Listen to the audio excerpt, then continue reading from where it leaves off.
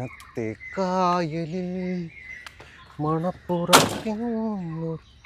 എടാ ജോയ്, എന്നാണ്ട് നിന്നെ എത്ര പ്രാവശ്യം വിളിച്ചു? നീ എന്നെ ഫോൺ എടുക്കാത്ത? ഓ, ആ തേക്കിന്റെ കച്ചവടമായിട്ട് ബന്ധപ്പെട്ട് ഒന്ന് കറങ്ങി. ബാറുകളായ ബാറുകൾ മുഴുവൻ ഒരു ശൈന പ്രതീക്ഷണം. എന്നാ വൈകിട്ട് ഷാപ്പിൽ കാണാം. ഓ, കൊന്നയ്ക്ക് വിലയില്ലടാ, ഞാൻ എടുത്തുള്ള മുതലാളിയുടെ തേക്ക്. ആശാനെ, നാളെ തന്നെ തേക്ക് വെട്ടാന്ന് ഞാൻ മുതലാളിക്ക് അഡ്വാൻസ് കൊടുത്തു. പാഴ്ച ഒന്നായി.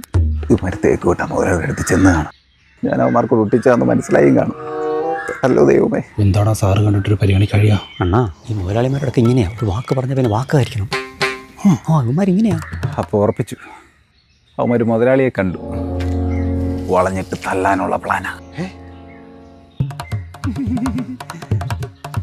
എന്നാടാ പുള്ളി നമ്മളെ കണ്ട് തിരിഞ്ഞു കിടക്കുന്നേ? നമ്മളെ സമയത്ത് ഇല്ലാത്തതുകൊണ്ട് തേക്ക് നമുക്ക് തരേണ്ടത് വല്ലതും വെച്ച് കാണുവാ. 1,00,000 രൂപ മുതലാ. പോയി കാലേ വീണാലോ. അപ്പോൾ അടി ഫിക്സ്. ഓടിച്ച് കാലേ വീഴണ.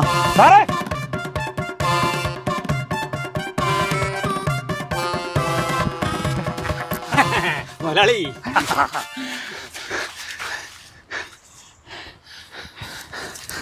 മുതലാളി, ഇതൊരു 10,000 രൂപയും കൂടെ ഉണ്ട്. തേക്ക് ഞങ്ങൾക്ക് തന്നെ തരണം. നാളെ രാവിലെ തന്നെ നിങ്ങൾ വെട്ടിക്കോളാം.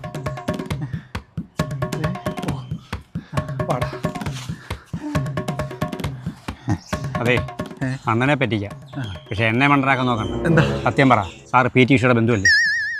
ചെറുതായിട്ട് എനിക്ക് അപ്പോഴേ തോന്നി. പോയിട്ടിരാ. മാനോട്ട് ഇരിക്കാൻ സമ്മതിക്കാല്ല. പിടിക്കണ്ട മുതലാളിയാ, വിടരുത് വിടരുത്.